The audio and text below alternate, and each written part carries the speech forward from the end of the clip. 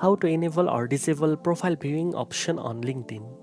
First of all, log into your LinkedIn account and click on your profile picture or the Me tab, then select Settings and Privacy. Next, go to the Visibility section and click on Profile Viewing Options. Here you can choose how you want to appear when you view other profiles. You have three options: your full name and headline, private profile characteristic like just your job title and company, or private mode. Select the option that fits your preference. If you enable private mode, LinkedIn will hide your identity, but you won't be able to see who viewed your profile either. Make sure to save your selection before exiting the settings.